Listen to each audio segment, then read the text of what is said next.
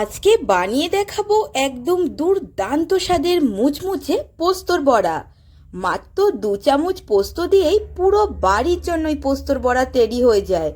এখনকার বাজারে পোস্তর যা দাম, পোস্তর বড়া খাওয়াই যেন হিমশিম হয়ে যায়। এইভাবে যদি পোস্তর বড়া বানানো যায়, খেতে এতটাই দুর্দান্ত লাগবে যে রেগুলার মন চাইবে বানিয়ে খাই। আর এত কম উপকরণ না দেখলে বিশ্বাসই হবে না। তবে ভাত পাতের অপেক্ষা কিন্তু রাখবে না, শুধু মুখেই এই বড়া খাওয়া হয়ে যাবে। নমস্কার বন্ধুরা, ড্রিমল্যান্ড কুকিং চ্যানেলে আপনাদের সবাইকে স্বাগত। চলুন তবে রেসিপিটা শুরু করা যাক, আর রেসিপিটা পুরোটা দেখার অনুরোধ রইল। পোস্তর বড়া তৈরি করার জন্য এখানে 2টো বড় সাইজের আলুকে আমি আগে থেকেই ম্যাশ করে রেখেছিলাম। এরপর নিয়েছি পোস্তদানা। এখানে আমি পুরো ভরে ভরে 2 টিস্পুন মতো পোস্তদানা দিয়ে দেব। পোস্তদানা দেওয়া হয়ে গেলে এখানে দিয়ে দেবো 1 চামচ মতো কর্নফ্লাওয়ার, কারণ এই আলুটা যাতে ছেড়ে না যায় তার জন্য এই কর্নফ্লাওয়ারটা ইউজ করলাম। এরপর কর্নফ্লাওয়ার দেওয়া হয়ে গেলে এখানে আমি দিয়ে দেবো 3 থেকে 4টে কুচিয়ে নেওয়া লঙ্কা। আপনারা যেরকম ঝাল খাবেন সেই হিসাবে লঙ্কার ব্যবহার করবেন।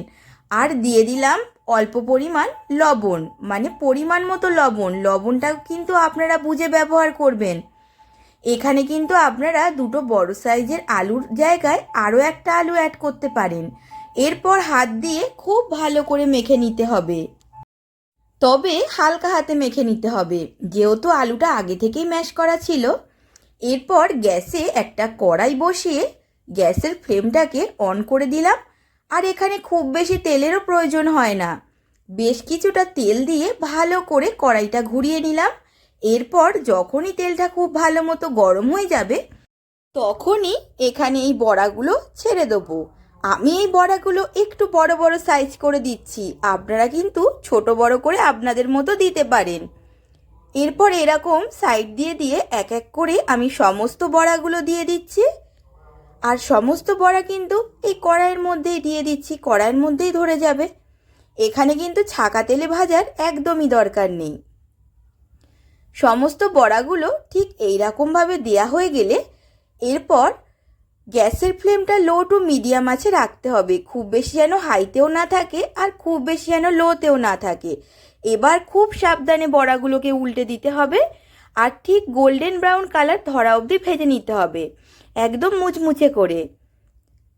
এক পিঠ আমি উল্টে দিয়েছি, এরপর আরও এক পিঠ উল্টে দেবো। ঠিক এইরকম উল্টে পাল্টে আর খুব সাবধানে উল্টাতে হবে, যাতে বড়াগুলো না ভেঙে যায়।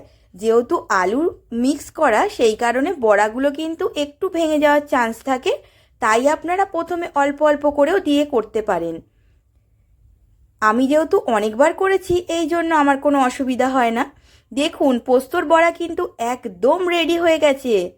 মুচমুচে পোস্তর বড়া দেখে কেউ বুঝতেই পারবে না যে এতে কত পোস্ত লেগেছে। আর খেতে যা দুর্দান্ত হয়, একদিন অবশ্যই রেসিপিটা বাড়িতে বানিয়ে আমাকে জানাবেন। আর একটা বড়ায় তো একদমই মন ভরবে না। কত কম সময় তৈরি হয়ে গেল দেখলেন তো, আর কত কম উপকরণে। তাহলে আজকের মতো এই পর্যন্তই। দেখা হবে আবার নেক্সট নতুন কোনো রান্নার রেসিপি নিয়ে। সবাই ভালো থাকবেন, সুস্থ থাকবেন। ধন্যবাদ।